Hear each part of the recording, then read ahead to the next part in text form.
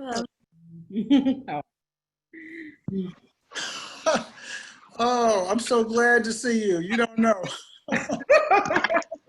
you're funny. Welcome, Victor. Thank you for persevering.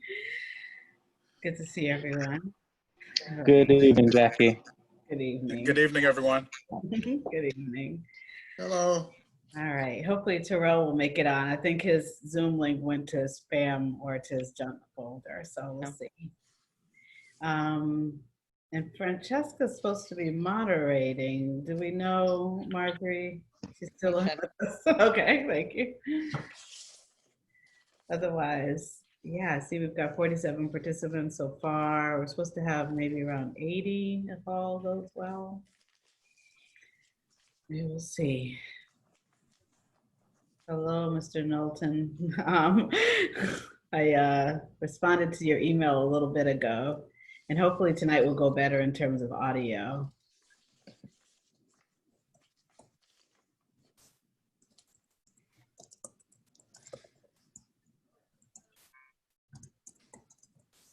There she is. Great.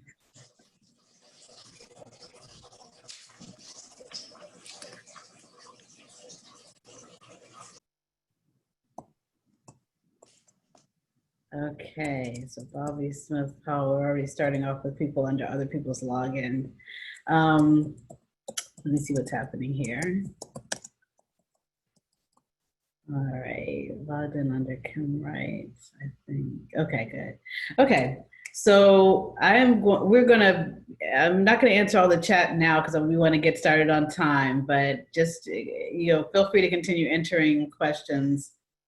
Okay, Ms. DeVette, you're under Alfred Norton again. Okay, I'll figure that out in a minute, but let me get the panel started and then we'll figure out what's happening there. Hold on. So again, welcome everyone. It's good to have you all on. Hi, Sister Francesca. Good to see you. Oh, and Terrell made it on. Awesome. Okay, good. So I think we've got, oh, Jane's still coming, hopefully.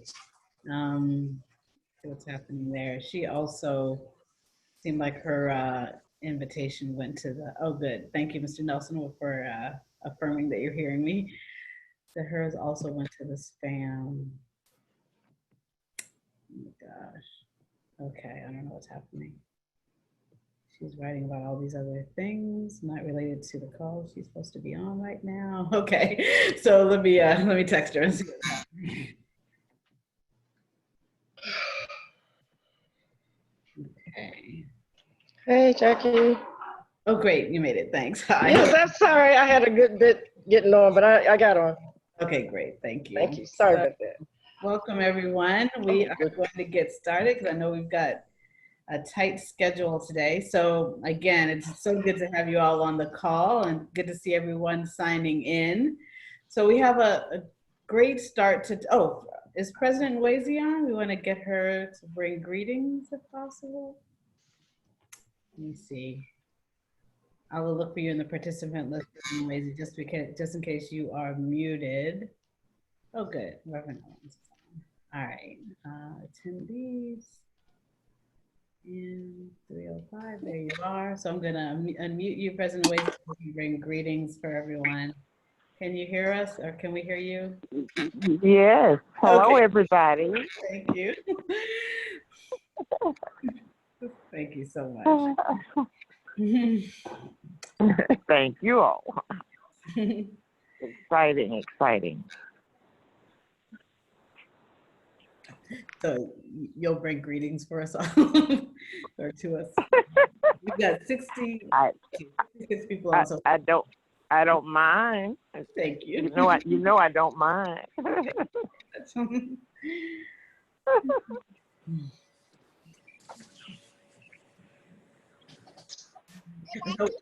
So we're honored to have President Nwezi bringing greetings this morning, the president of the Florida State Conference, as you all know, because she is your illustrious leader.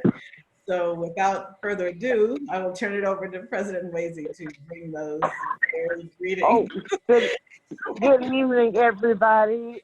This is awesome. I cannot believe we have 40-something on already and we're expecting more. Wow. The Florida State Conference is so excited and happy about this whole idea of being able to learn so much and have fun as well. I want you to know that any other persons who are on staff or some of the volunteers like other state conference presidents hopefully are on. And I definitely want to welcome you to the Florida session. We have the very, very best senior director in the whole wide world, and so we just love us some Jackie Patterson. I'm sorry, Dr. Jackie Patterson. And we are just so delighted about the fact that they're only letting everybody know what we all know, and that is how smart she is and how great she is at this job. And yes, she's paying me too. Oh, I'm joking. She's no better. So anyway, we're delighted to have Jackie to come home again. And we have staff, which is awesome staff, and we appreciate all the work that you do. Now we are looking for our chair, our board chair, Kathy Eglin. Is Kathy here? We want to welcome her if she isn't, and when she comes in, we certainly want to do that as well. Thank you again for being here. You're going to enjoy this. I want to welcome all of the directors who will be on program, and presenters will be our presenters tonight. And I should not have gone to that title because I don't know all the titles of the presenters, but I want to welcome them all. Thank you so much, Dr. Patterson. All right, thank you. And next we will have Kathy Eglin bring greetings. Kathy? Hi, can you hear me? Yes, perfectly. Hi, good. Thank you everyone for coming. I hope I won't have as many difficulties as I did last night. So thank you very much. And I'm excited, and I'm not going to hold us up any longer. Thank you. So I want to welcome to the mic Francesca Weeks, who will be our moderator for this session. So we're very honored to have her moderating, and she will introduce the panel. And the panel of our awesome senior directors, and will be talking about each of our program areas or game changer areas, and really talking about the equity implications of disasters through the lens of each of these areas of work. So just super blessed to have everyone join us, and looking forward to having this conversation with you this evening. So thank you. All right, so good evening, everyone, and welcome to the Game Changer session of the NAACP Equity and Emergency Management and Climate Resilience Training. We are pleased that everyone is able to join us this evening for this informational session, and we have an amazing lineup of panelists to speak with you all today. In each of their subject matter, they'll be going over prevention, mitigation, preparedness, response, and recovery. So as they're speaking, we do ask for you to write down your questions, jot down your questions, a space in actual Zoom for you to put your questions in. But these are the areas today. Again, my name is Francesca Weeks. I am the Policy and Research Manager for Health at the NAACP, and I'll be moderating the session today and guiding us through this discussion. And before I start with introducing our panelists, let me give you a quick run of show. Each panelist will talk about 10 minutes. And again, while they are talking, feel free to put your questions in the Q&A section. We will get to them.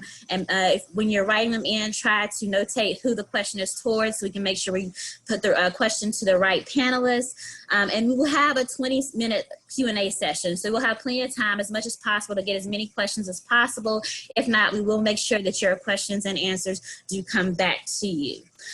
So to start off today, I'm just going to give you an introduction of all our panelists. We have an amazing lineup, all that work at our national office. We have Jane English, who is our ECJ field manager for Region 2 and Region 7 organizer. She is an experienced human rights and social justice organizer and activist. And from her early activism in the struggle for desegregation, membership in the Glass Bottle Blowers Association, and to landlord tenant organizing, she's worked on several things, the picket lines and marches in support of workplace justice. So Jane has remained vigilant, and we are glad to have her at the NAACP. Our next panelist is Victor Good, who is our interim national education director. He has led the NAACP work in understanding the Every Student Succeeds Act and civil rights, and working with units to engage states as they develop the state ESA plan. And he's done a great job of leading us to look at what education looks like in school systems and the best way to implement these plans. Our third panelist today will be our NAACP Senior Director of Health Programs, Dr. Marjorie Innocent, who leads the development and management of the NAACP's policy and programmatic agenda to reduce health disparities and improve health outcomes for African Americans and other communities of color, in alignment with organizational strategy. So as a health policy professional, Dr. Innocent's experience includes being the former Vice President of Research and Programs at Congressional Black Caucus Foundation and the Evaluation and Specialist Department of Shared Accountability at the Montgomery County Public Schools. Our fourth panelist today will be Reverend Marvin Owens, who is the Senior Director of the NAACP Economic Development Department. With more than 25 years of experience, Mr. Owens has served as a consultant, lecturer, and technical provider in areas of community and economic development, small business development, and organizing.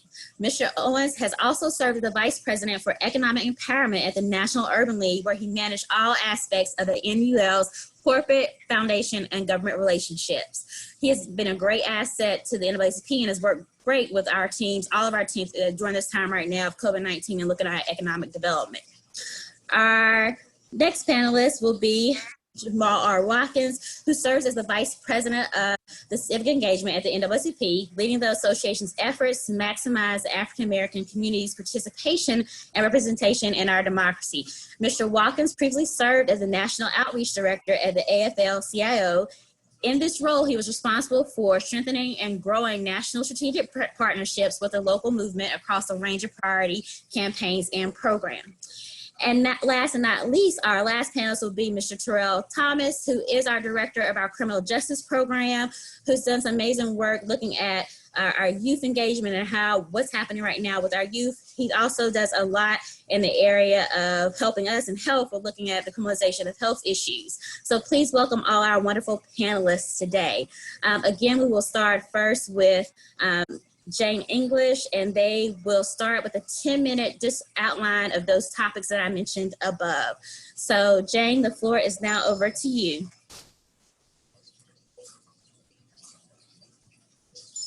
Am I able to share my screen? Oh, yes. Let me make you co-host so you can do Okay. that. Thank Yeah, you so much. sure.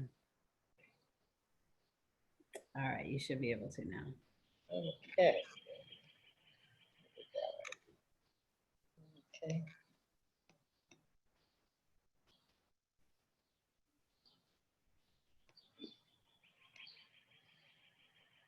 Okay. Greetings. First of all, I would like to say it's wonderful to be a part of this pretty major inaugural, I'd say major inaugural equity in emergency management certification initiative. And so without much further ado, because we only get 10 minutes each. The NAACP had the foresight to put out the In the Eye of the Storm Action Toolkit. This particular toolkit is germane to every issue you could possibly imagine. So with all the different information you'll receive, you can always just have this on your bookshelf or your desk as a reference to use, and you can just pick it up for a quick reference. Now, In the Eye of the Storm, the name of this, I don't know if you know, but we had a contest to try to name this, and Jackie said, let's get some ideas from folks. And so it was Victor Good's family that came up with the title for this particular toolkit, In the Eye of the Storm. I just have to say that. A lot of the things that are in this particular toolkit, you have gone over last night, and you will go over later this evening or tomorrow night. So mine is going to be very limited to part of this. As you well know, I believe, we've said it so many times, reduce harmful emissions, particularly greenhouse gases. That's our #1 strategic objective. #2 is advance clean and efficient energy and clean energy. And then 3, strengthening community resilience in the context of livability. And we now say in the context of climate adaptation. One of the things that's really the key to the situation is strengthening community resilience. When we see these pictures here, we recognize full well why we have to be organized, certified, and on our game, and have as many people trained in communities, youth and adults, and as many volunteers as possible. This was the most egregious disaster that we've witnessed. I can't, in my lifetime, and I hope we never witness it again. This was Hurricane Katrina. And here's more of that. And so these are the benchmarks, but we will not go back. And that's why we will take responsibility for training our branches and so forth. And then last year with Houston, and then we had, I'm going ahead of myself here, sorry. Last year with Houston, in 2017 with Houston, with Hurricane Harvey, and it was amazing. Jackie drove across country, and I was calling her every so many hours to make sure, and looking at maps and getting on websites to make sure that she wasn't going to run into a bridge that was out. And she came upon a community that no one had been there. And this was days into this disaster happening. And so it's really important that we know what we can do. As branches. Yes. Can you hear me? Oh, okay. Mm-hmm. They're asking you to speak a little bit louder if you don't mind. Oh, that's rare. Well, I know. I sure will. Yes. Okay. What I was saying, let me go back to this. This is a key point and why this particular game changer is so important. When Harvey happened, Hurricane Harvey, Jackie drove across country from Texas all the way over to Florida, and myself and Kathy Eglin too, I do believe, we would get on the horn with her every so many hours, or and look at maps and check weather reports to see which way she was going and whether or not she was going to come up on bridges that were out and so forth. But this is a key, and she came upon a community that no one had been to see, not one soul. And if Jackie hadn't have taken that drive over there, no telling how many more days it would have been before someone would have been to see that community. Of course, she got on the horn and called FEMA and everybody else on the planet to get people services immediately. And I know that President Adore also ran into this problem up in the Panhandle last year as well. We're seeing these wildfires in California, and here you see incarcerated persons who are required to work on these, and we're going to have another whole probably toolkit on that as well. And they don't get paid, and they cannot refuse. So I know that many people's presentation is going to talk about the 4 phases of emergency management. I'm going to talk about the field. We have 2,200 branches, 500,000 members. Maybe not all are paid, but I'm having a hard time finding anyone that will tell me they're not a member of the NAACP. We have 700 youth branches in 7 regions, and we are in a complete growth mode. I've heard on 2 calls this week at least 100 people from 2 different branch reps who are gaining memberships for good reason. So here are our regions. Most of the people, I know all of the staff on here recognize these regions all too well because they work in the same regions. And I believe you know the number of your region. So we do across the country. I borrowed this from the 2010 NAACP handbook for programs. Jane, I'm so sorry once again. I can't hear you very well, so it might be like a varying computer loudness issue, but let me see. I'm sorry. No, I can hear you perfectly, but other people are still having, so maybe if you could maybe just slow down a little bit as well. That was also a little bit of a comment. But yeah, I hate to have you yelling into the phone because I really can't hear you fine, but there was a request for a slight increase in volume, projection, and slowness. I'm sorry, but I'm not going to say anything else. Okay. All right, I'm sorry. That's okay. Please do. Please tell me. I mean, I'm messing up my own presentation here. I'm sorry, folks. So here we are. I think I went over the landscape, and most people on this call already know our strength. It's one of the most astonishing mass organizations on the planet. We sometimes think, oh, this association, oh, that NAACP, but I guarantee you, no one has a mass organization that's on the ground the way NAACP is. I attest to that because I have been a long-term organizer in many communities throughout the United States and abroad. We have 32 state conferences, 6 state area conferences.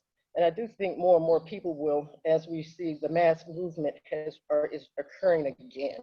Many of us lived through the one during the 60s. This is a new mass movement, and it meets all the criteria of a mass movement. We are always engaged in the movement. This is critical that we have these state conferences, state area conferences that are organized. So the field department is the first point of contact.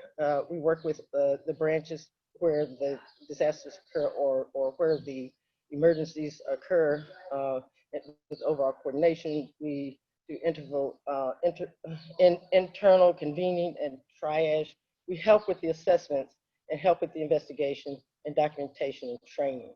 The people that do this best are the branches themselves on the ground. I always tell people when I travel for NAACP, when I hit the ground, I've never seen anything like it. I can be briefed in 15 minutes and I can tell you everything that's going on there in terms of who's in power, who's not, what the greatest issue is at the time. The state NAACP, so the branch level is the, where did I go to? I keep messing up my, good people. Hold on here. Oh yeah, okay. So the state conferences are able to organize on the state level with regional partners and advocate on the state level, because states have a lot of responsibility around disasters, and that's where a lot of the money comes in from the federal government. It comes in through the states, and are able to size up the assessment statewide, but they have to base this on not only the empirical data that they look for, but anecdotal evidence, but also that information that comes in from the branches. And they're able to coordinate the leadership and coordinate the responses of the branches using college chapters, including sharing resources and develop recommendations for support. They also are key contacts for with the national office. WIN, I know everyone over here respects WIN. WIN's theme is outstretched hands and open hearts for women and children. This is another mass organization, and it is still operating. And I know people have witnessed their work. When WIN gets together and puts their mind to do something, it gets done.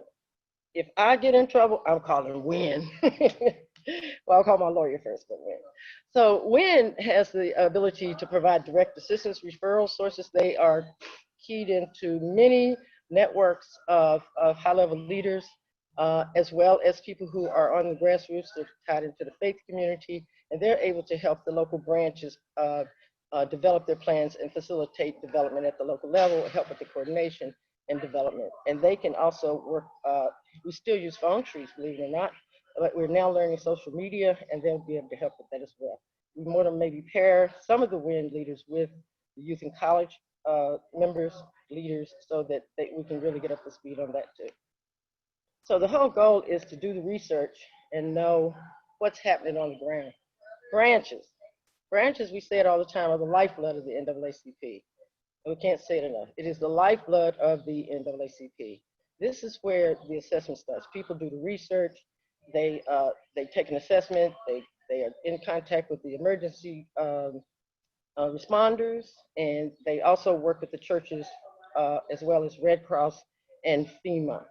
Now, it's interesting enough, if you live in a community that is, there are 20 communities, I think this is right. There's 7 communities where Red Cross will not provide emergency services because they're on fault lines. And that's another interesting you should know ahead of time, because if your community, especially in the western part of the United States, up through New Mexico in that area, there are fault lines, but there are other fault lines too. Red Cross will not service that area. We are very good at information and referral, and we should keep that up to date. And we're trying to get everyone cert qualified at the local level, as well as this certification process on equity in emergency management. And the local branches facilitate training and engage in the long-term recovery and redevelopment process. Our youth, look at our youth. These are our youth. I know the picture doesn't look all that clear, but these are our youth. And this was not in the past weekend. This was earlier, I want to say, might have been last year when our students were protesting, and they took this picture. They thought to take this picture before they got back on the transportation sources home. But I've seen a number. It's been very refreshing to see a mass movement going on almost around the clock, and so many youth are leading. And this is just one of the most heartening things I've had to come into my life for a long time. And I'm sure you'll agree with me. So our youth in college, they do a lot of the similar things that the adult branches do, but they also are able to provide information. And many of our youth in college branches can help with this needs assessment, because we're not just talking about just the ordinary needs assessment. We're talking about people that will be able to dig deep and provide fact sheets for the communities, and also help with the referrals, and also coordinate the campus responses.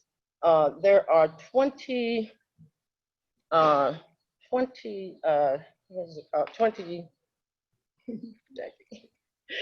are 20 nuclear plants. There are 20, I want to say this right. There are 20 places where there are nuclear plants that, I'm not getting it right, Jackie. Okay, yeah. So 2 facts. One, there are 20 plus nuclear plants that are located on earthquake fault lines. That's it. And the other statistic was that the American Red Cross is not allowed to operate within 7 miles of a nuclear reactor. Okay, thanks for clarifying that, because I kept getting those twisted all day long. I'm very sorry, folks. Thank you, Jackie. Those are critical pieces of information too. You will find this, thank you, emergency prevention and mitigation matrix in the eye of the storm, and it also provides you with the equity analysis too. But the risk assessments are what is very critical, and how it's mitigated. So I know Francesca's been trying to, and we're going to get to all of this later on. This is all kind of part of the remediation stuff. So yeah, okay. So you don't have to, yeah. Okay, so I'm sorry, Francesca. I'm sorry, I was on the roll. Sorry. The tiny Earl will be in the slide deck, and we'll tighten up the slide deck too. Okay, I want to thank you for your attention, and as we say, and the people shall lead. Thank you. So thank you, Jane, for that information. Yes, and the rest of that presentation, Jane will be following up. Everybody will get that information. Next on our list, we have the amazing Victor Good, who again is our Interim Director of Education and Assistant General Counsel. So please welcome Victor to the mic.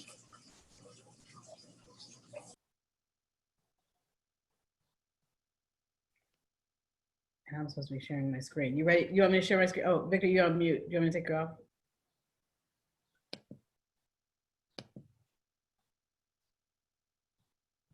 It says ask to unmute. It should have a pop-up that says you can unmute yourself. Okay, good. Well, no, not really. Do you see a pop-up that says unmute? No? All right. Let me see if I can force the unmute. I don't know if I can. No, I can only ask you to unmute. So I'm asking you kindly to unmute. Yeah. Victor, it should be at the bottom of your screen near your camera where it says stop video. You should be able to click unmute. And if you don't see it, if you just take your cursor down to the bottom, it'll appear, even if you don't see it right away. You just take your cursor all the way to the bottom, then all those things should appear. Okay, all right. Okay, good. All right. So okay. People are making a joyful noise for you, Victor. So do you want me to share my screen now? Are you ready? Yes, please. All right, here I go. And oops. Good evening. This slide is part of a series by the late great artist Jacob Lawrence of The Great Migration. So I begin by suggesting that some Southern Blacks, actually a lot of Southern Blacks, emergency management plan was to catch the train out of the South. Sorry. Whether this mass exodus was part of the prevention or mitigation phases? I'll leave that to you emergency management experts. Next slide, please.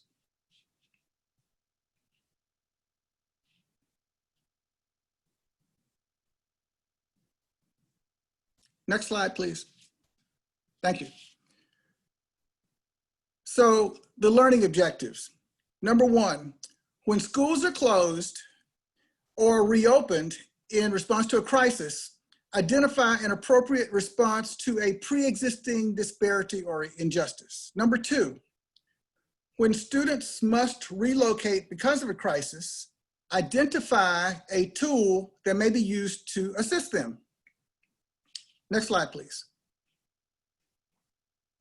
The digital divide is an example of a pre-pandemic problem, but the CARES Act, which Congress passed in response to the pandemic, provides funds to help address the digital divide and a lot of other stuff, as does the HEROES Act, which was passed by the House several weeks ago. And we need you to contact your senators to tell them to pass the HEROES Act.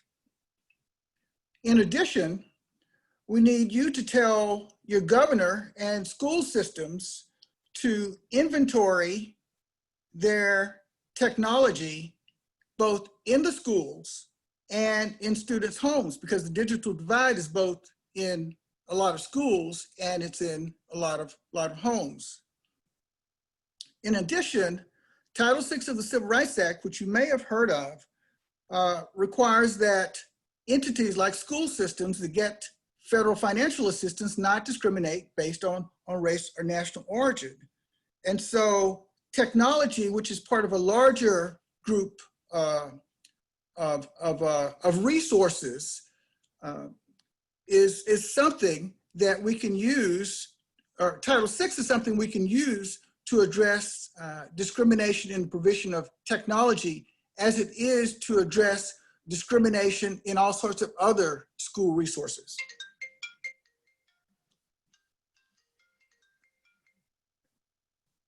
Sorry about that. In addition, something that we should do and can do now is to push for summer learning programs. We've had what they call the summer learning loss, which was on top of COVID-19 learning loss. When kids are not at school, they lose what they have learned in math and reading. And so summer programs are designed to help address that issue. Next slide, please.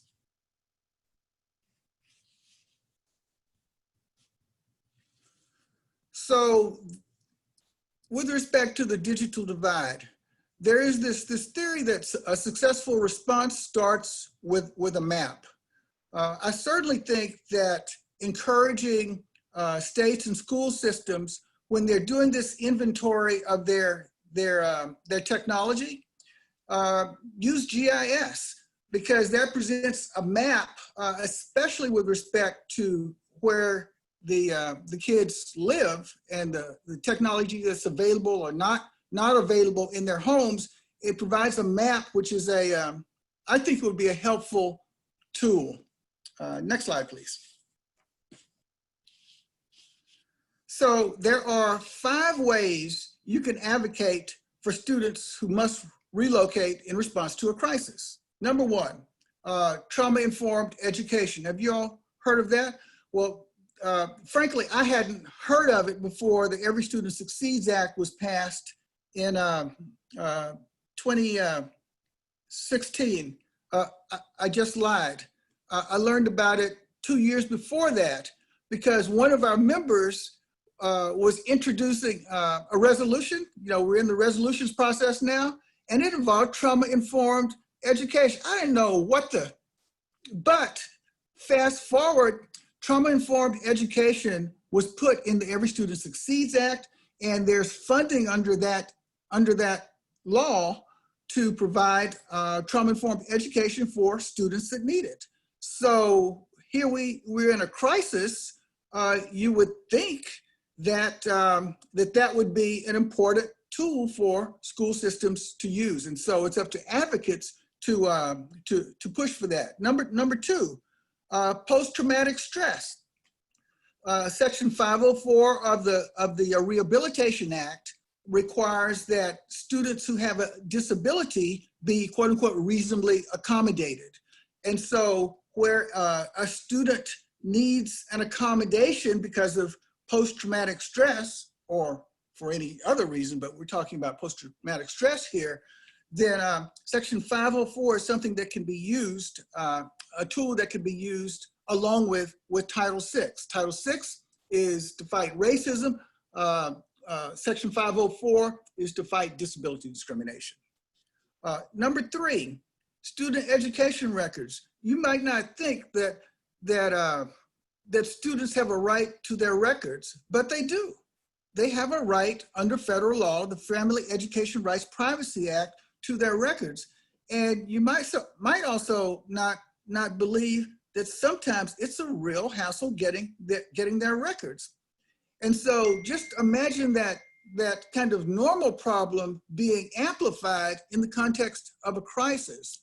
But it is a tool that both students who've had to move and students who haven't had to move, both the old school and the new school have an obligation to provide students education records. And it's important to get these records so the new school will have a sense of where the student is and can develop a plan to help them grow and prosper.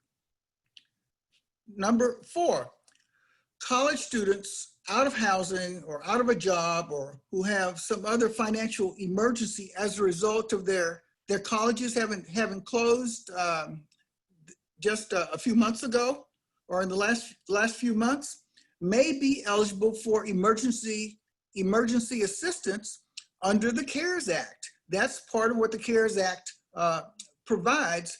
And in fact, if you were just to go online and pick a college, you will probably go to college emergency assistance. You will hopefully find a link to how students can access this emergency assistance under the CARES Act. And finally, this doesn't have anything to do with any law, but it's about organizing. We got youth councils, we got college chapters, and you have a student who moves to a new environment. They're forced to. They had to leave because of this crisis, and they need help.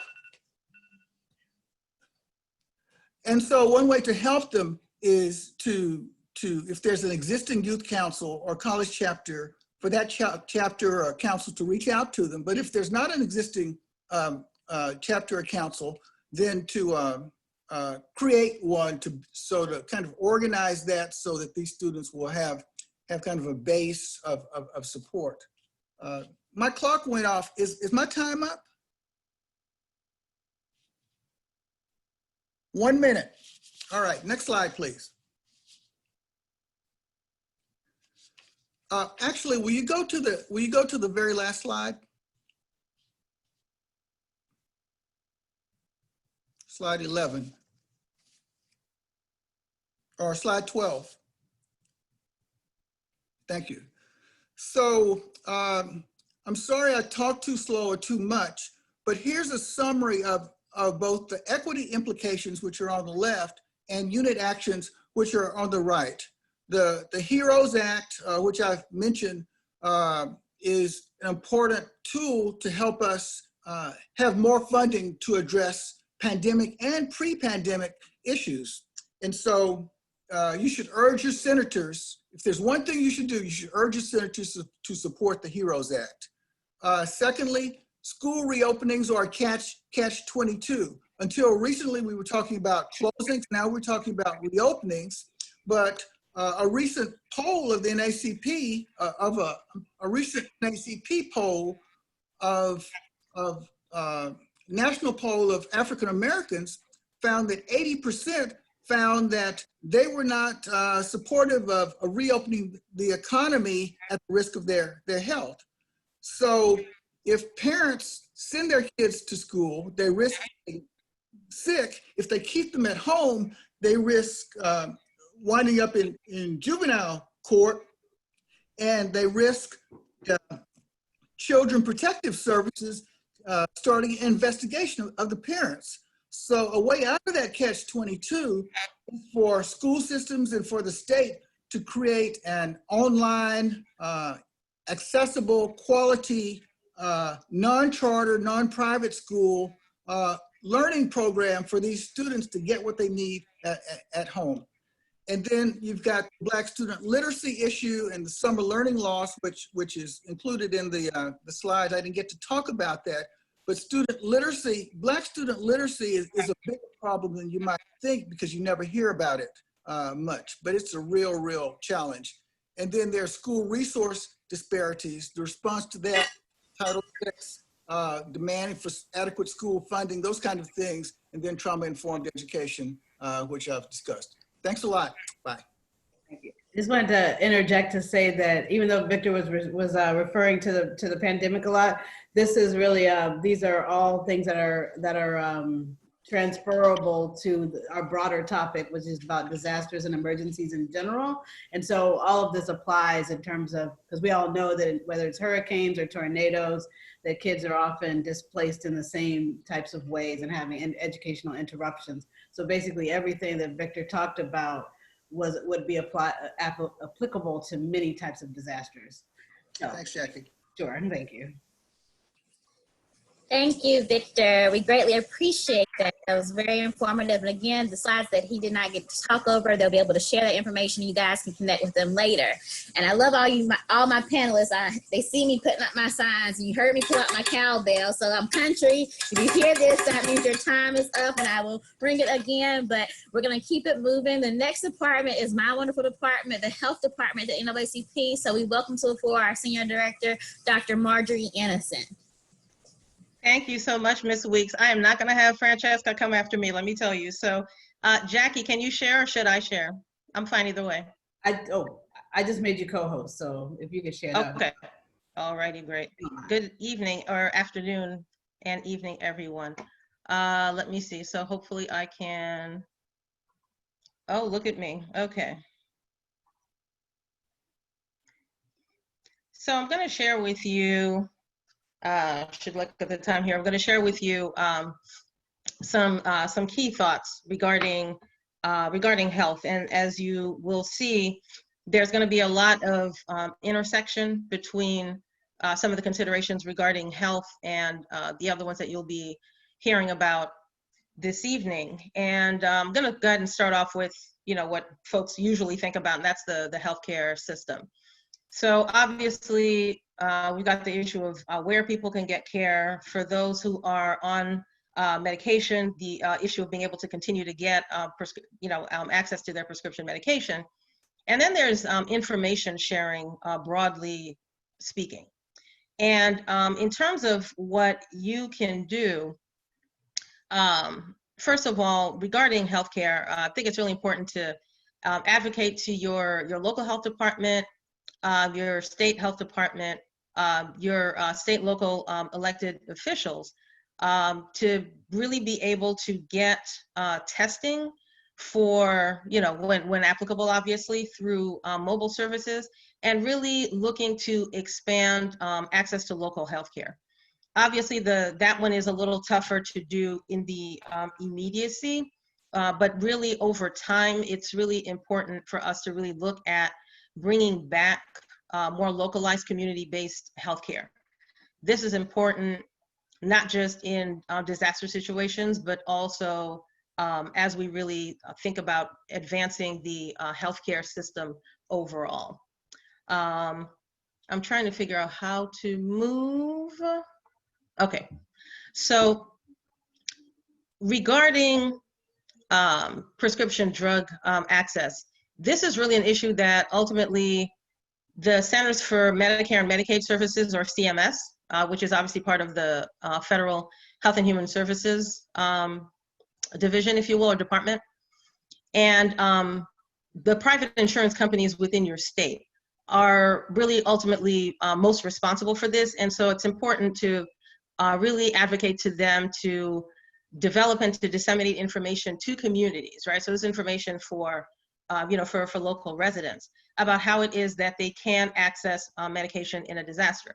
If you might recall, for the current situation, there actually was an effort that was ultimately put into place to ensure that people could actually get their prescriptions in advance so that they wouldn't have gaps. And that's obviously something that's very important to do. But as you know well, that's not something that's going to happen automatically. And then lastly, demanding that federal, city, and state officials really provide information that is up to date, that's really clear, and that's culturally relevant is very, very important. Once again, when we think back to what we're literally going through right now, there was a lot of confusion with information that was being shared. And, I think unfortunately, there's still a lot of confusion and, just lack of clarity. And to the extent that you could really help to push to make sure that the information that's being shared is really clear, and that you potentially work with other organizations in your community, sister organizations, to make that information available to people. I think that's really something that's very important to consider and to do. Continuing with keeping people healthy and safe. When we think about institutionalized and vulnerable populations, these are very often groups that wind up getting left behind. The extent to which there are voices that are steadily advocating for them, the extent to which they usually get the resources that they need on an ongoing basis is obviously an issue. And so it's important to really look at advocating for the protections that they need. And this involves, housing, protective equipment, proper sanitation, healthcare services as needed, and advocacy within I should say, your mayor's office, your governor's office, to make sure that there are regulations that will provide them with equitable and, making sure rather that there are appropriate and equitable regulations that are in place to make sure that those populations will be served throughout any disaster is something that's really important. And indeed, to be able to help them as much as possible to prepare before and after disasters as well.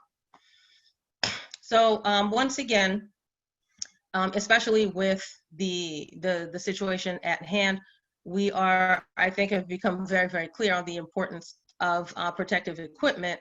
And I highlight here in particular essential personnel and all levels of essential personnel, as well as low-income, underserved populations, right? So when we think about the issue of testing, we think about healthcare that's associated if someone is actually dealing with a particular condition, if there's vaccination that's needed. This could even be a situation in floods, for example. And again, making sure that the needs are addressed during and after the crisis is really important. And I've outlined 2 action steps.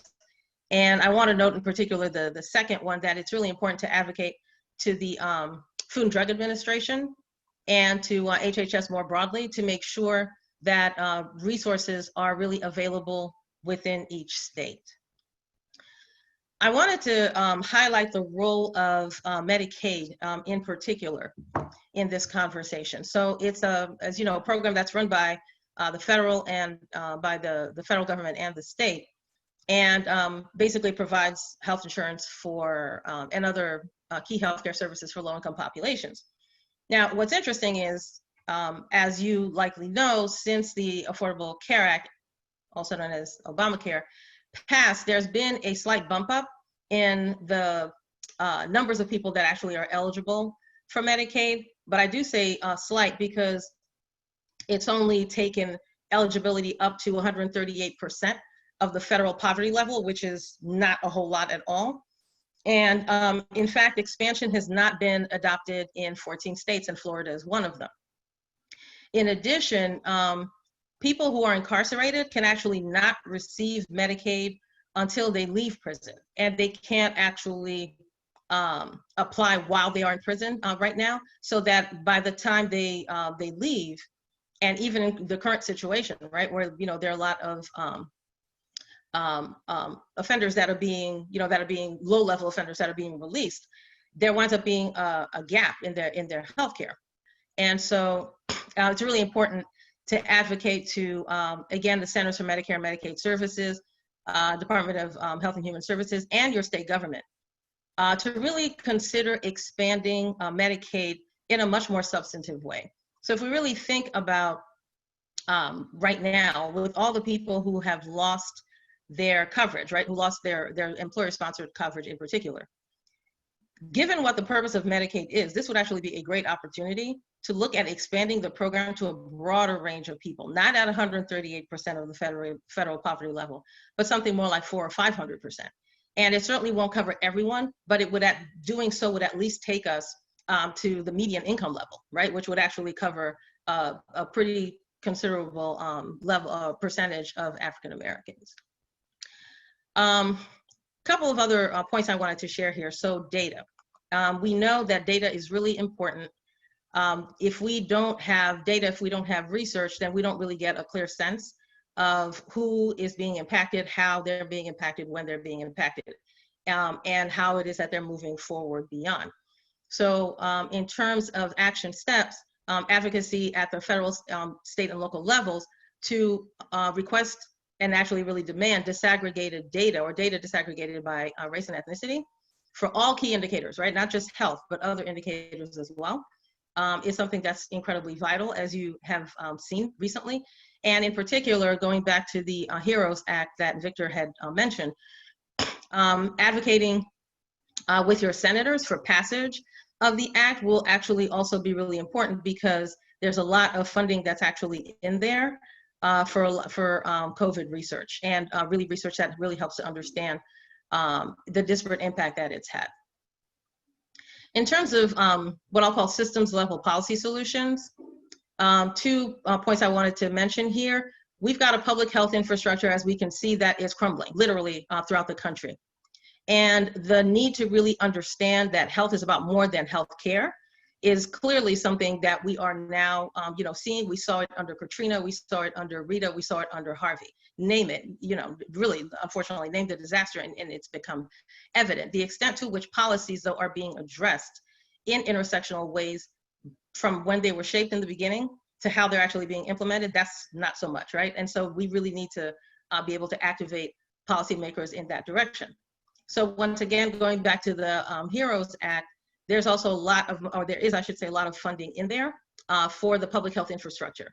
And in terms of, you know, advocating obviously for its passage and to make sure that states receive what they need, that's a very, very important piece. And as I mentioned, when you're advocating for needs outside of health, remember their potential health effects. So if we think about transportation, we think about technology, paid sick leave, education, as Victor was just talking about, clean water, nutrition assistance, all of these actually matter for health. So it's important, as you do your advocacy work, to underscore that very important piece as well. And then I leave you with this, as you know, as we've talked about, and I know you've heard this before, but long-term improvement of the social determinants of health and of health overall really will require equitable public policy change, civic engagement, and advocacy. Thank you so much. Thank you, Dr. Innocent. That was great. And yes, I saw somebody put in there in the chat, will these presentations be available? Yes, they will find a way to make sure that everybody has access to this information, and everybody's contact information is on the bottom of their presentations if we do not get to all your questions. And reminding everybody too, there's a Q&A box on the Zoom where you can go in and place your questions in now to be able to ask your questions for the end of the session. Try to put them in the Q&A so we can keep the chat and the Q&A separate, okay? So next on our list, we have the wonderful Marvin Owens, who's our Senior Director of Economics. I know he's been doing a lot of work lately because COVID-19 has had a huge impact economically on our communities. So welcome to the floor, our Senior Director of Economics, Marvin Owens. Thank you so much. Good to be here. I am the probably only senior director without a PowerPoint presentation, so I do apologize for not being as prepared as my colleagues. I want to talk today a little bit about the reality around the economics of emergencies. Every emergency has costs a great deal of money. And so when we look at the emergencies of hurricanes, you guys heard the numbers before. I think Hurricane Harvey was supposed to cost $130 billion. I think Sandy, they said, was $70 billion.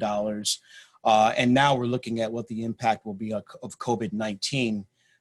Some estimates are saying that the cost is going to be over $5 trillion.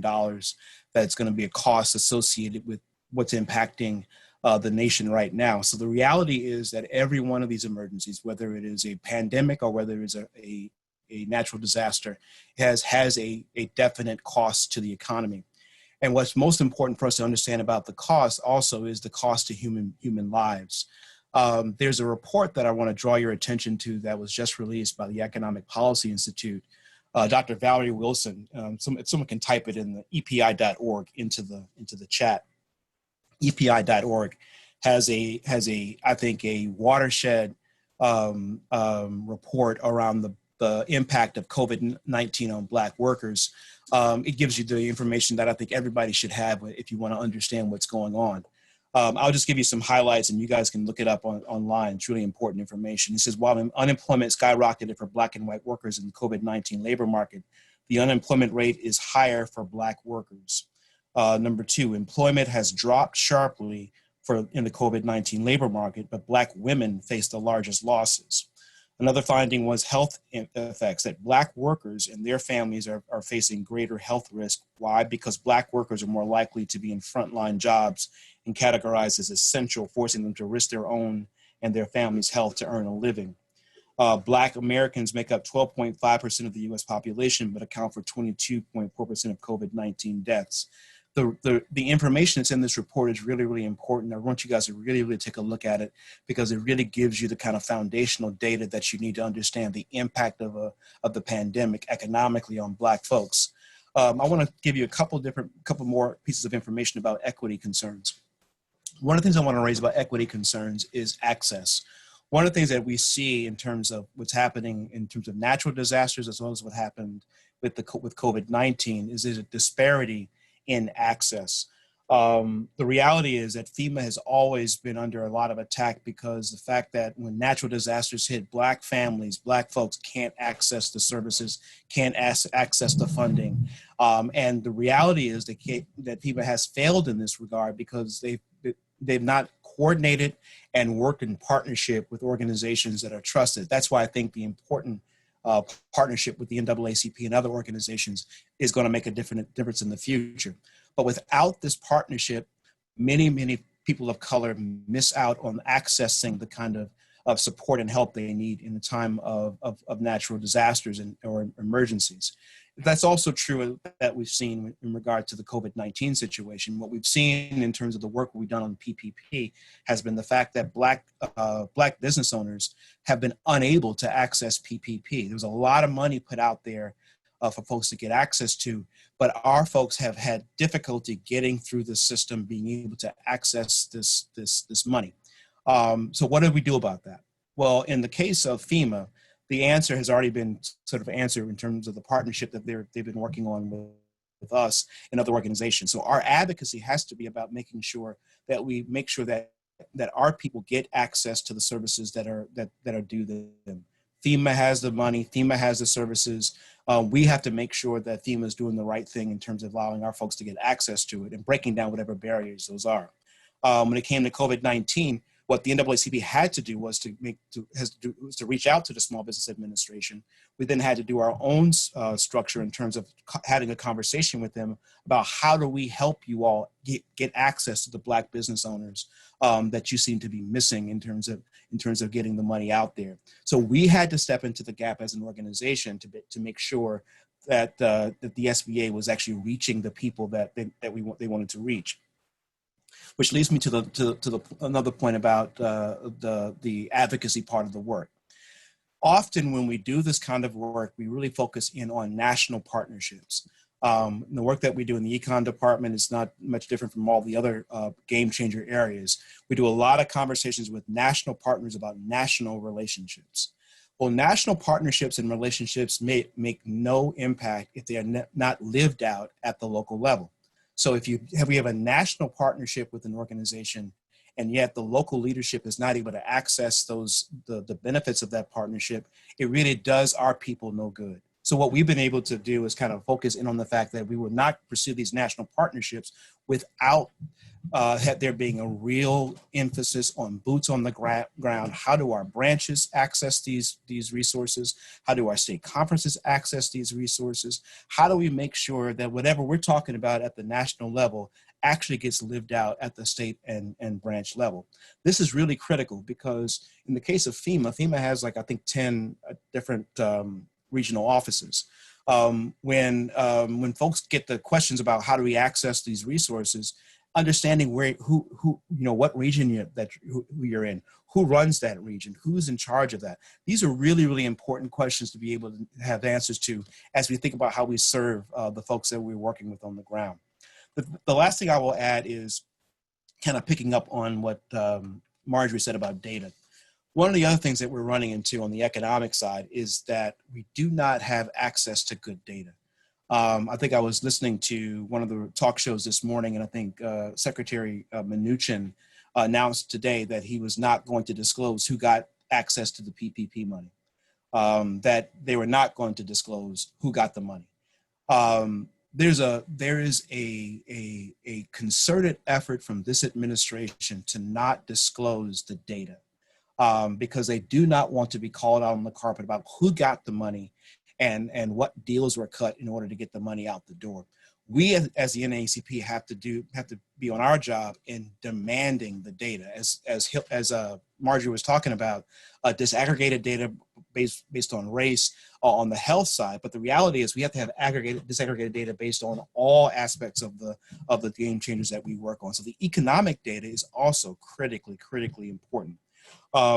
One last thing I'll say about this is that what we've been able to see is in order to kind of get access to the data, to be able to talk about the reports that we wanted to get, we'd have to go to outside organizations, which means we've worked a lot with EPI, we worked a lot with Kaiser Family Foundation, we worked a lot with local colleges and universities in order to make sure that we had access to researchers. But we've had to kind of build this team as we go to make sure that we're not just depending on folks to give us data, but we're also trying to create our own access to the data that we need to tell our story and to base our advocacy on it. Last thing I'll say is that bad data leads to poor decisions on the allocation of resources. So the reality is that we talk about, Jamal can talk about the civic engagement piece and what will happen on the census side. The truth is that the census is data, and it'll be the allocation of resources will be based on the data. If we have bad data or we have not been counted, or we've not been reported, or we have not talked about the conditions of our communities, then we will shortchange ourselves in terms of access to the resources that's due us. So I want to just end with that and say, listen, the key here is partnership and coordination, and the truth of the matter is we are working better now than we have before in terms of partnership and coordination among the 5 game changers. The truth of the matter is if we're going to really make an impact and help our folks on the ground, we have to continue to work together across our different subject matter areas to ensure the fact that we're impacting our people. So that's it. Thanks for your time, and happy to answer any questions. Thank you, Reverend Owens. Thank you very much for that. I didn't have to use my timer or anything, but that was great. You summarized everything perfectly, so thank you for doing that. Next up, we have our Vice President of Civic Engagement, Jamal Watkins, and I have to give much kudos to Jamal and his team because in a time where we have census, which only happens every 10 years, we only have a voting year, and we have COVID-19. We have a team that is doing a great job of still making sure that people are getting out to vote and staying safe, and also people are completing their census. So welcome to the floor, our Vice President of Civic Engagement, Jamal Watkins. Thank you, Francesca. I actually have a slide deck to share. It's not allowing me, so Jackie, if you can give me permission. But as we get started, I want to thank President Nweze and the Florida State Conference of the Association for the amazing work that you all are doing on the ground. And really, when we think about the notion of crisis and what happens in terms of a crisis, we know that as an association in this moment of crisis, this global pandemic, we have seen some growth. And so the slide before you is just to lift up that the NAACP, as a 2.4 million plus member advocacy organization, is still strong. And when we think about our followership, if you will, on social media, we have seen Instagram, for example, go from the high 600,000s to 1.3 million followers. And the same holds true with adding followers on Twitter and on Facebook. So in this moment of crisis, if you will, we are continuing to see our brand and our work in local communities be essential to really changing how our communities are experiencing the world. So where are we today? We all know that COVID-19 is real, and I want to use that as a framework because some of this is actually going to be homework for those of you who are going to leave this training and dig into the civic engagement work. Think about it. We were not prepared in a prevention way for COVID-19. We know that number 45 said it wasn't real, that it was under control. We also saw a few senators start to sell off some stocks back in February when they got briefed. And now the data is telling the story. You heard Victor lift up GIS, which is a geographic mapping system, if you will, that allows for you to map data in terms of when you see the hotspots for COVID-19, that's a form of GIS mapping, if you will. So we know exactly, depending on the good data, where folks are most affected. And we really know that African Americans, the Black community, communities of color are hit the hardest as it relates to COVID-19. What we also know is that our communities are in turmoil. And when you think of extrajudicial killings, a lot of folks may not see that as a crisis, but think about the uprisings that we've seen in our communities over the past couple of weeks after the murder of George Floyd, and also the sort of conflicts that are happening in communities. And again, I'm labeling this as prevention being low, because if America would have done its job to really right-size police-community relations, adjust accountability, and really stamp out the structural racism that is rampant in the criminal justice system, we probably wouldn't be seeing the types of uprisings in our communities because of these extrajudicial killings. But what does this have to do with elections? You all saw what happened in the great state of Wisconsin during the primaries. Because of the health pandemic, the mitigation was actually very low by the state. State lawmakers said it's business as usual. The state Supreme Court said it's business as usual. Our Supreme Court of the United States said it's business as usual. But what we saw was not business as usual. 7,000 poll workers resigning, 180 polling places down to 5 in Milwaukee. Turnout was actually down, even though mail voting was up. It was a mixed bag in terms of outcomes, but now we're seeing the aftermath of many folks becoming sick or infected, and they're linking it literally to their activism by voting, something that wasn't mitigated. In Georgia, the recent debacle that we've seen during the primaries there, long lines, malfunctioning machines, inadequate resources and training for elected officials, provisional ballot issues. Again, mitigation was very low because the Secretary of State in the state of Georgia decided not to do their best job to make sure that the pandemic, along with the uprisings, was taken care of. So you had folks literally voting in places where there was a curfew. And so when you start to think about a health crisis and an uprising sort of crisis, we realize that mitigation in these cases were low. And so the question is, therefore, what? If we think about it, Wisconsin voters waiting in long lines, absentee ballots missing in Michigan, Pennsylvania, Washington, D.C., voters actually frustrated by long lines in Georgia and Nevada, we can just imagine what's to come. This is a short list, a list of 10 things that we're looking at in terms of if we are going to prepare for elections, literally the primaries that are still coming, but also the election in the fall. We know that there's an issue around funding, and there's a lack of funding in order to improve elections. Only $400 million came from the first stimulus packages. We're now fighting for $3.6 billion to be released for the next round of funding so that we don't see another Georgia and another Wisconsin happen on our watch. We know that the reform agenda is all over the place. Every state has a different view of what it means to fix the situation and to prepare for the right type of election infrastructure. We know that polling places is all over the place because of poll worker attrition, consolidation, what we saw in Wisconsin. We know that equipment is an issue. For example, in the great state of Pennsylvania, they tried to clean the machines. and they weren't able to recalibrate the machine. So they actually were broken. And so if you can't actually sterilize and clean the machines that folks can vote on, then you're not ready for a COVID-19 voting reality. Vote by mail is an issue with missing ballots, request requirements, postage. The operations of elections is just all over the place, not enough backup emergency ballots. Voter registration is in flux in some states. Now, in the great state of Florida, you can register online, and so that's a gift, but in many states, it's not available. Photo ID issues, voter confusion when the rules change, and think about it. Overall fear of voting in person. So we're wrestling with a lot of existential issues right now that says, in a crisis, what does it mean for our democracy? What does it mean for elections? Now, one bright spot, for example, is the Secretary of State in Ohio, Frank LaRose, who's a Republican, actually found $1.5 million and said, we're gonna send to 7.8 million registered voters absentee ballot requests. Now, there are other states that are saying absolutely not. And I'm gonna pick on and point to the great state of Mississippi. Their governor is saying, nope, we're not gonna send ballot requests to all voters, all registered voters, because we're not in a crisis, which is absurd. And so when you think about it, our advocacy is around giving voters a choice.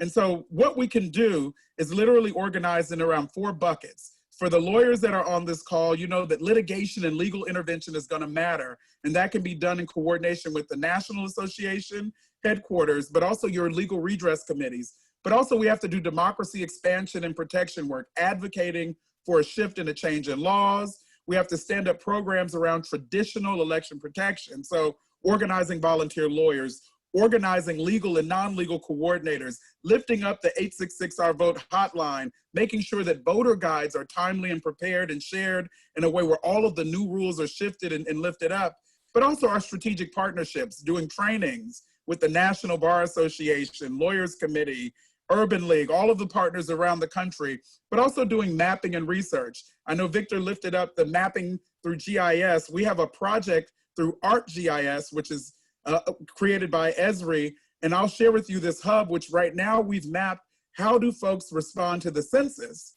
And you can see for the state of Florida, for example, exactly where cities and communities have responded and what the rates are. But then what does that mean given that COVID-19 is literally slowing down those response rates? And then what type of programming should we do to reach those communities?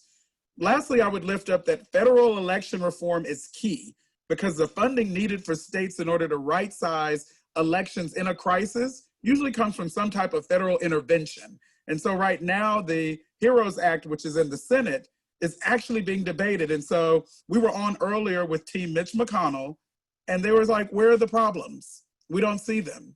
And so we need more and more community folks, advocates, volunteers like yourself to lift up that we need federal requirements and minimum standards during a crisis, improved election administration, expanded election administration support, improvements around voting, especially as it relates to voter registration, so that we offset the problems that we've seen, for example, in places like Wisconsin and in Georgia.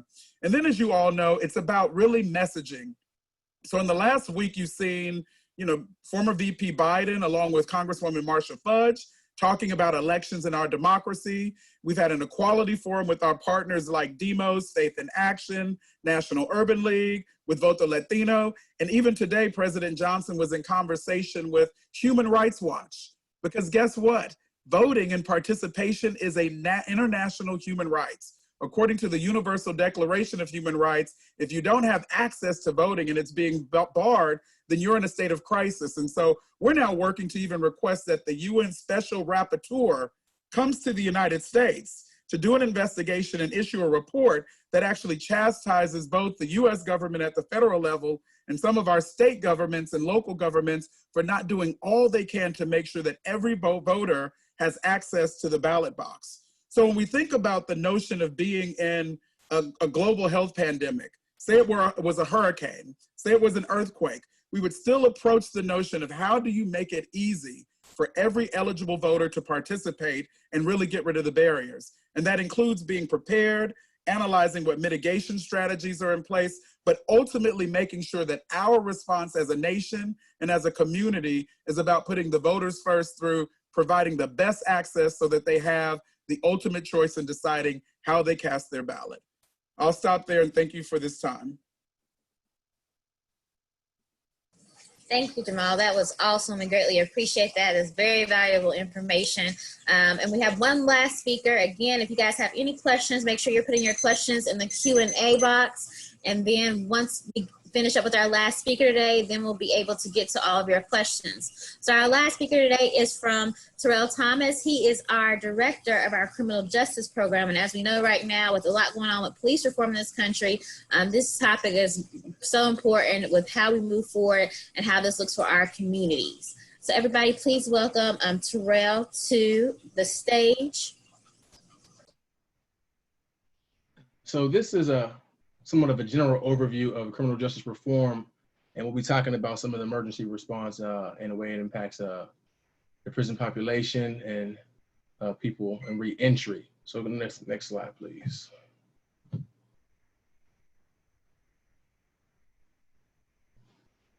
Can I do that? All right, I'm trying. I don't know why it seems to be kinky at the beginning and then it kind of loosens up. Let's see here. It's all good. You're doing a better job than I am. My computer, I'm worried about my computer cutting off on me any minute now with my internet connection. So please bear with me.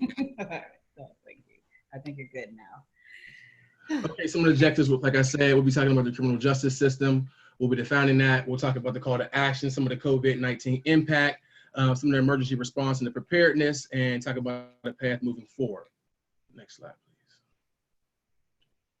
please. Okay, the criminal justice reform is aimed at fixing the perceived errors in the system through decarceration, policing reform, correction, current penal labor programming, and juvenile justice reform. There's three major institutions you need to look at when we talk about criminal justice system, or criminal legal system, whatever you want to call it. It's the law enforcement. We're very familiar with that. All of us are very familiar, but you know, in broad terms, courts, punishment. But one of the things that we work on is, like we said, a detrimental gap to criminal justice system. And so that's the no respect and regard for the constitutional protections that are meant to apply to all persons, especially Black people. The loss of balance regarding the need to investigate and prosecute individuals while incorporating fundamental rights, innocent until proven guilty, the presumption of innocence until proven guilty.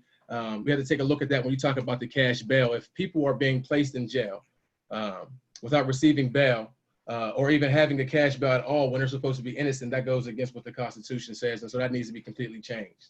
And the impact of that is that we have 2.3 million people incarcerated today. 1 out of every 3 boys will be can expect to go to prison. 1 out of 6 Latino boys will go, and 1 out of 17 white boys will go to prison. The criminal justice system impacts the American economy more for incarceration than it does rehabilitation. Next slide, please.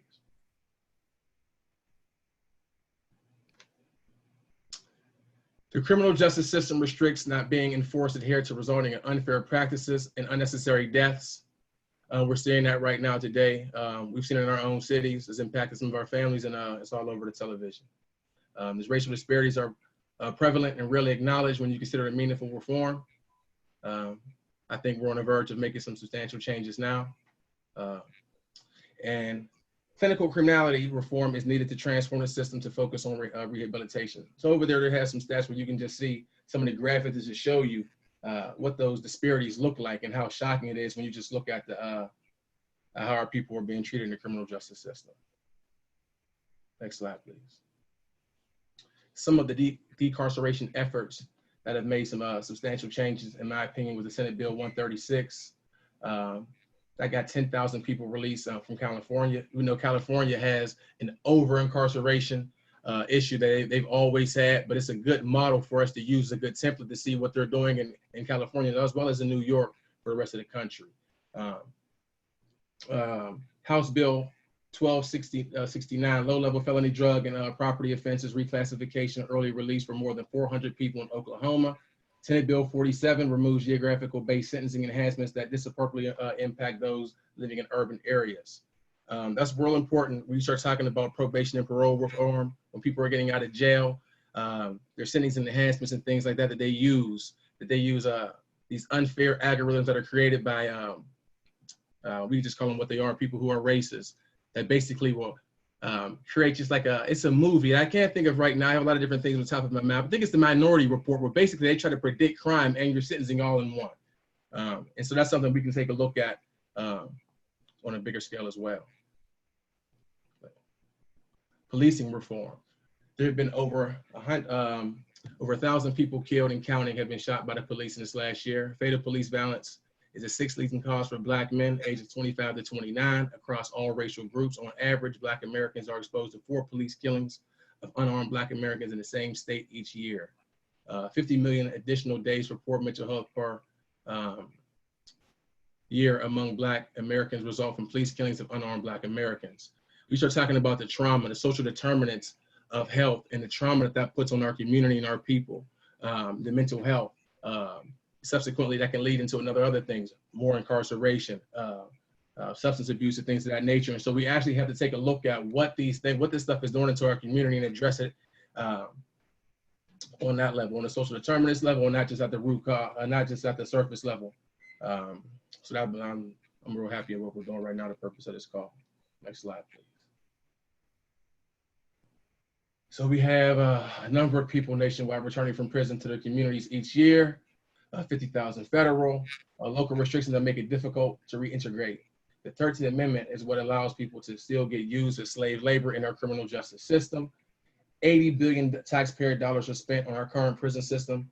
1 out of 15 states generally fund this prison labor, and this is what basically makes up their budgets. Prison industrial complex is a set of special interest groups, institutions, corporations like Walmart, Starbucks, Victoria's Secret, Wendy's, Sprint. There's so many different organizations that corporations that you wouldn't believe who are actually just reaping so much money off of our people and enslaved labor. That's something else that we could take a look at. Is where's that money actually going? That is it going back into our community? Are they use this money to rebuild things that they've helped tore down? Are they putting this money back in organizations that are causing, or are trying to create the solution? This is a place for partnership. Private business, the private prisons and business models is contingent upon incarcerating more and more people. Prison for profit, 7%, state prisoners, 18% federal prisoners are employed for for-profit companies. And so we have people who are actually working inside a jail, making cents on the dollar, not even making minimum wage, and they're getting rich off of them. Somebody said earlier today on the call about the wildfires out in California and things like that. And so we're already aware of that. The wage is equivalent to less than $1 an hour for most people, and up to 12-hour work days. The pay scale for federal prisoners is from 12 to 40 cents per hour. In Texas, inmates are not being paid for labor. The Texas penal labor system managed by Texas Correctional Industries valued at $88 million in 2014. So they're literally raking in a lot of dough. Juvenile justice, the steady decline in the commitment and effort to secure juvenile facilities for youth who have been adjudicated. Juveniles, youth in age 17 continue to be tried as an adult and transferred to adult courts in Wisconsin, Texas, and Georgia, a number of other states as well. Next slide, please. And then COVID-19.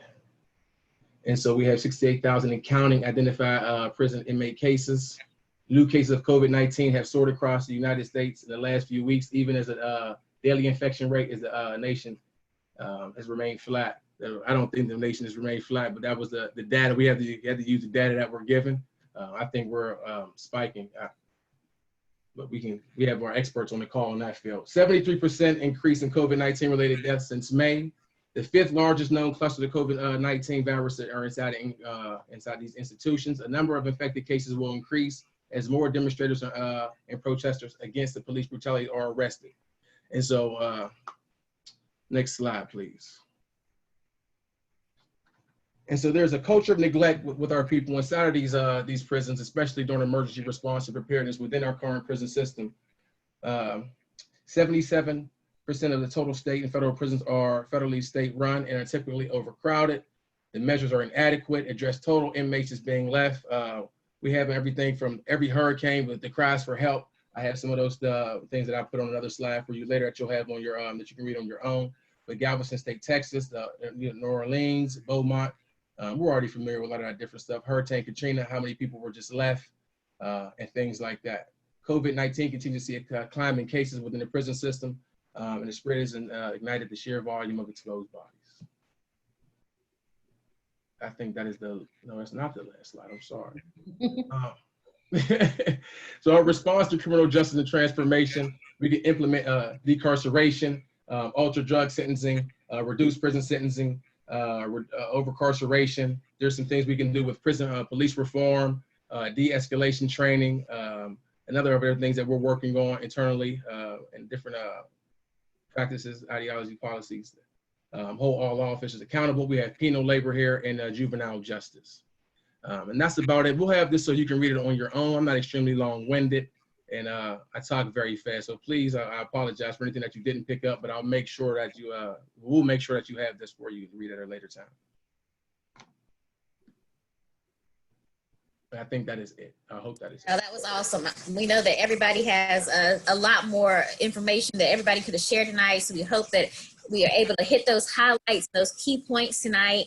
And now we're going to move into our question and answer section. I did scan our chats. I didn't see too many questions put in there, but again, in the Q&A section on Zoom, you can still put in some questions. So right now we have about 2 questions in the chat from the audience, and then I'll pose some questions to our panelists as well.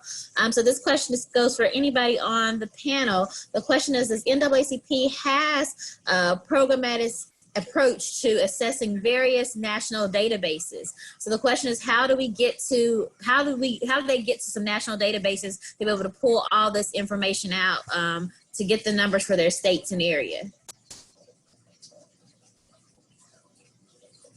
Well, I'm happy to jump in from a civic engagement electoral perspective.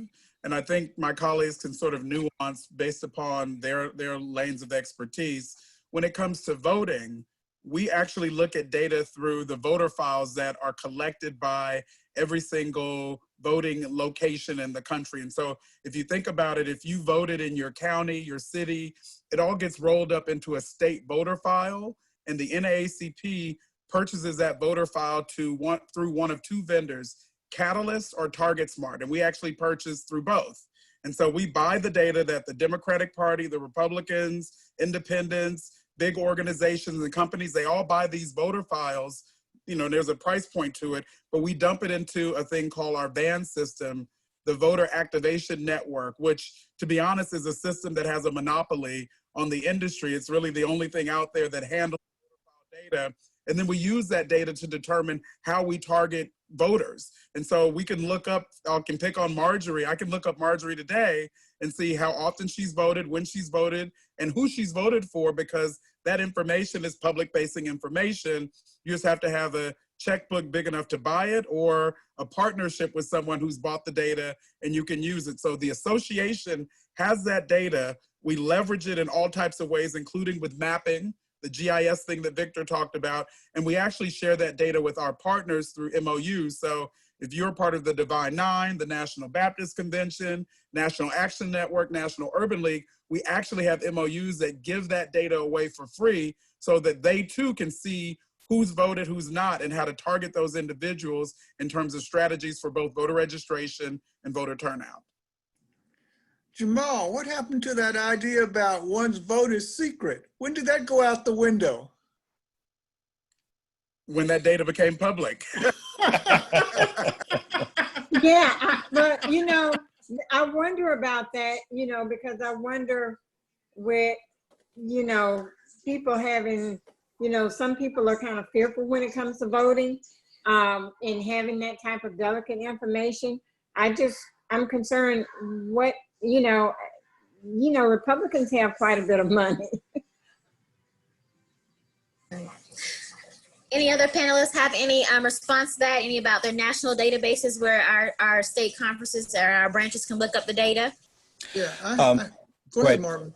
Oh, I was just going to say that we actually don't have access to a lot of databases. What we do is use partnerships like the Economic Policy Institute, the Joint Center for Policy and Research. We use these sort of research partnerships to kind of get data that we need, and we work with their researchers, and that's how we produce the reports that we do on the economic side. We actually use those partnerships as the basis for the information for the reports that we use.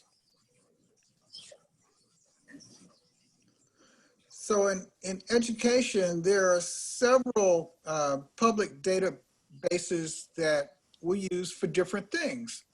So for example, you remember I mentioned this issue of Black literacy?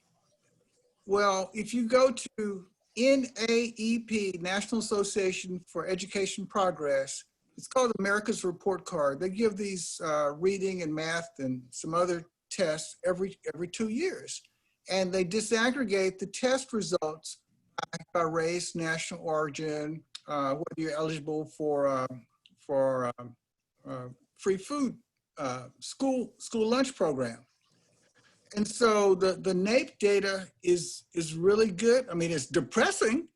It's really, really depressing, but it's an important tool to mainly for our units to press this issue of states getting serious about addressing the literacy, reading and math of Blacks. So that's one database or a set of bases because there's one for each state.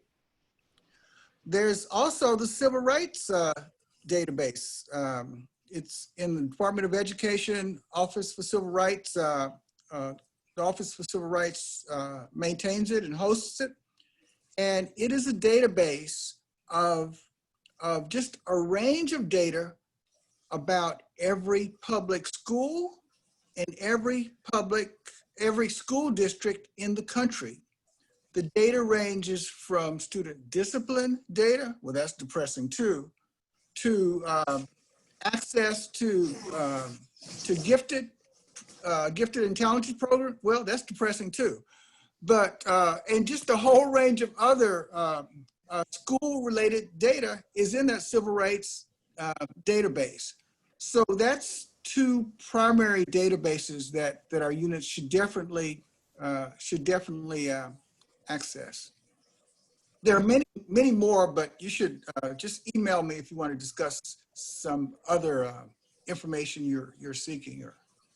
And so for all our panelists that are on right now, if you could please drop your email address in the chat. So for people who are on Zoom, they have your information and they can follow up with you for some of these resources they're asking for. If you are on the phone and you cannot see the chat, you will also be receiving an email. I'm assuming you're signed up for the training. So you should be receiving an email just with all the presentations that have the email address of the panelists on it. Our next question is for Jamal. It says, Jamal, regarding our federal election reform, is or has there been any conversation to transition from electoral college process to the popular vote? So I won't do the full civics class on it, but in order to change the electoral college, there's really only two ways. The primary way is to change the US Constitution. And right now, I would argue we don't want to open up the US Constitution, given who's in control of the federal government. So for us, while it may sound like an ideal, we're probably not going to see the shift in the electoral college anytime soon. The second way in which the electoral college can be shifted is that every single state has the right to give all of their electoral college votes to the winner. And so if all the states decided we're going to adopt a model that says the popular vote winner is the winner that gets our final electoral college votes, then that would pretty much do away with the system. But again, there's no real political will for, or really an incentive for some of these states to do that. Why would you give away your political power if your state is triple red to a popular Democratic nominee who won the popular vote? That's giving away your power. Our president and CEO, our chair, Mr. Leon Russell, our vice chair, Karen Boykin-Towns, and our national board of directors, which includes President Nweze, are very clear that this year we have the ability to really shape 170 to 190 electoral college votes. That includes the great state of Florida. So we actually have to operate in the here and now by turning out as many voters as possible in order to win. And what that means, the data is telling us there's about 900,000 Black folks in the great state of Florida who are registered to vote, but aren't frequent voters. So that's the folks that we got to reach out to, get to, target. And they're the same folks that we got to reach out, get to, and target for filling out the census, because those are the folks that if you get 3 to 5% of them to vote for their values towards our value system, the election, no matter what happens, is going to swing the way of Florida, if you will, and of Georgia and of Texas. So there's a handful of states that really matter, and the data is showing the Black folks in those states can make a tremendous difference. But that was my long way of saying fixing an electoral college, not going to happen overnight. It means touching the Constitution, or it means states sort of coming up with their own gentleman's agreement. And both of those are things that right now just don't seem very feasible given the political tone and leadership of our nation. Thank you for that, Jamal. That's a wonderful quick Civics 101 on why we cannot do that at this current moment. Next question goes to Victor. Student loan debt is extremely high. What initiatives or policy actions are currently available, and how can branches and units elevate the need for change for further? Well, the issue is actually a very live issue now that's before or will be before the NAACP Board Resolutions Committee next week. There are 1, 2, 3, 4, 5 or 6 resolutions. You know, the period for submitting resolutions for consideration closed. I think it was June the 1st. So there were 6 resolutions to address the student loan, the student debt issue. And as you may know, the resolution is the NAACP's internal, it's our internal policy. And the resolution process is the primary method for determining NAACP policy. And so those 5 resolutions, 3 or 4 which were identical, will be addressed by the Resolutions Committee when it meets. And I'm sure that at least one, possibly more versions of those resolutions will make their way to the delegates to be considered and voted on at the National Convention, even if it's a virtual National Convention. So that's one way. The second way is that, you know, there is regularly one or more bills in Congress about fixes to the student loan problem, to the student debt problem. And our Washington Bureau takes positions on these bills, and has taken position on bills. So there are bills pending now in Congress on student loans. So the Washington Bureau will take positions on those bills.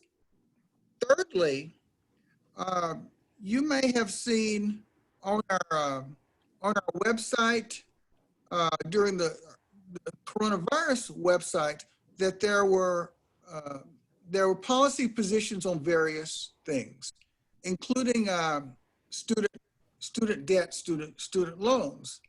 And so that is another way of addressing it. You may recall that I mentioned the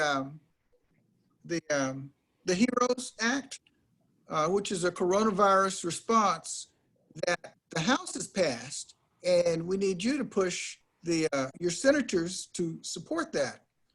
Well, in the House, in the HEROES Act, there is a student loan fix. It's not the fix that we prefer, but the House made it a lot the House made it milder because of a concern about funding. And so the reason I mentioned that is that right now in the HEROES Act, there is a fix for student loans. And then my last point, I think this is number 4, is that our youth and college division has been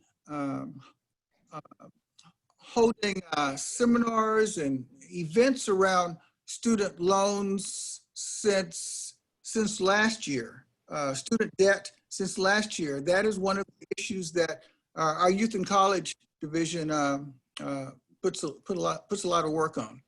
And so I'll stop there with those four.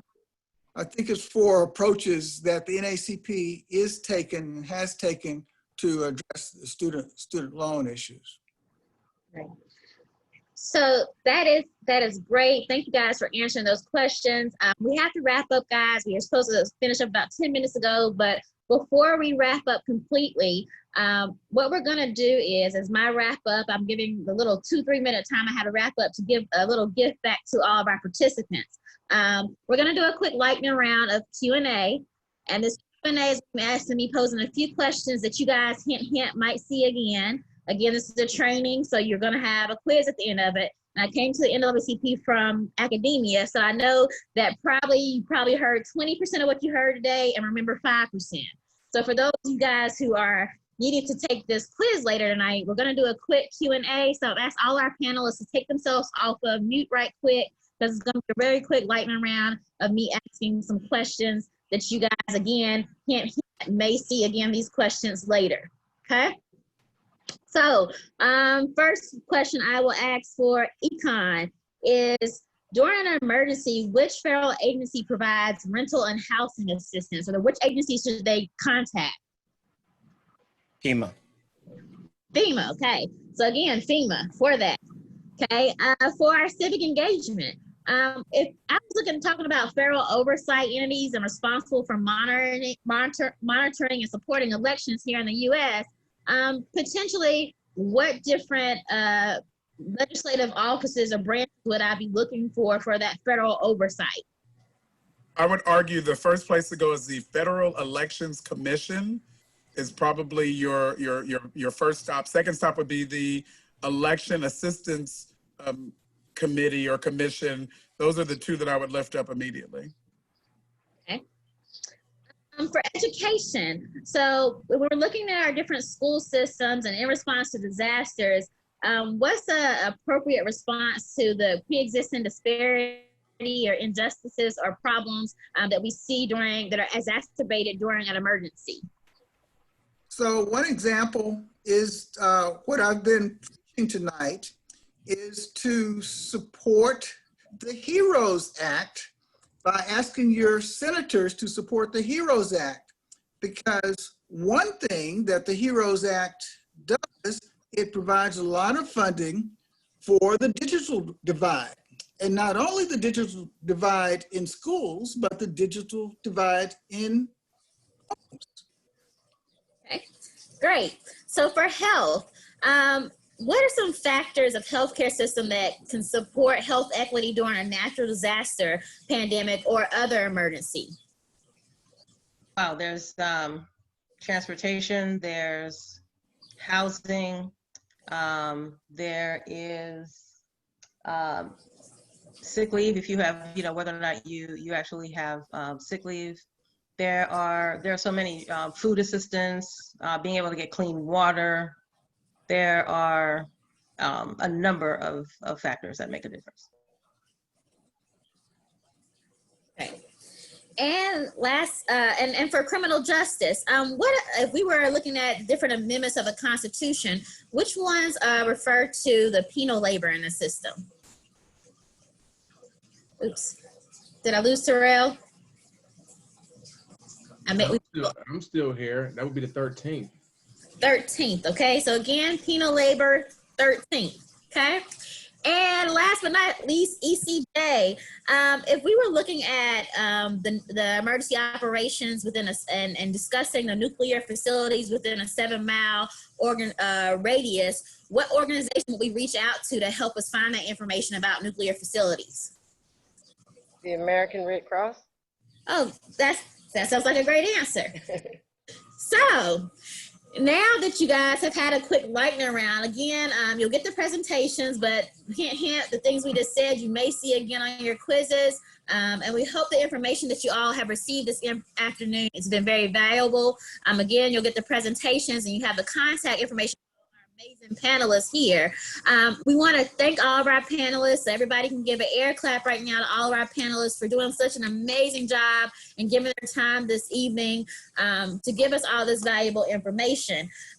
From across the lines, looking at criminal justice and what we're having right now at police reform, to civic engagement, to voting and census, health and COVID-19, we can see how all these issues having an impact on our communities.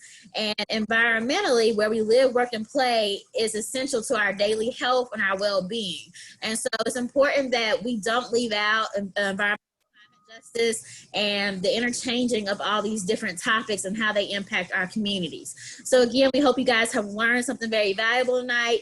Again, be on the lookout for the presentations, email your questions in, and we hope you do well on your quiz. And this has been great information for you. So everybody have a wonderful and great night. And I don't know if I'm turning this back over to Jackie to close us out.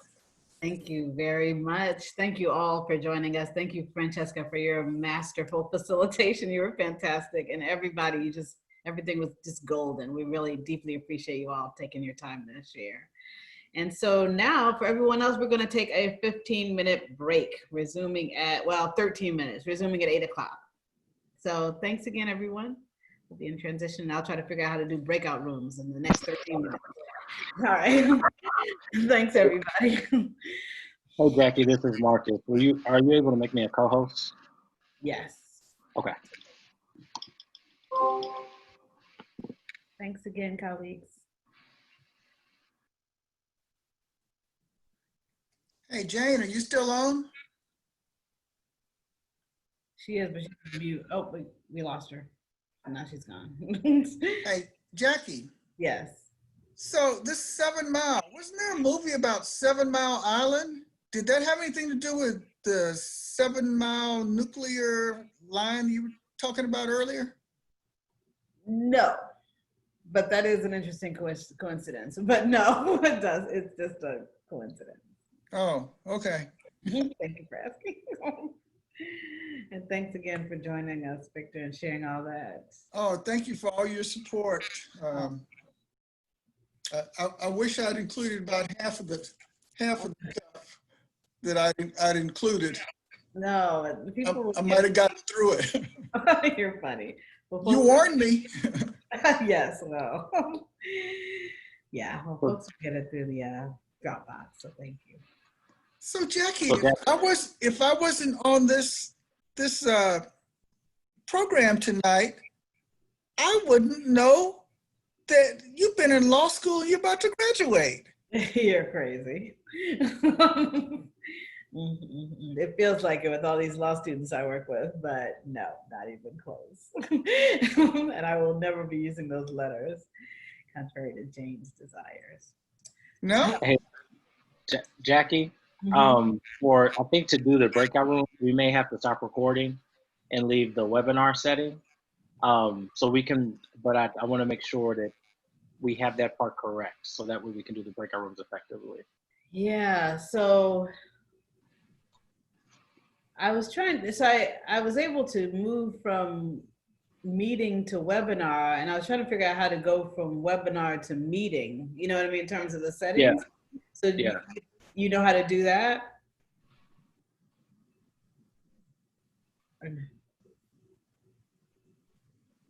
So what I don't know is if the recording itself affects our ability to transition from webinar to meeting. Okay, I didn't even know we could transition from webinar to meeting because I couldn't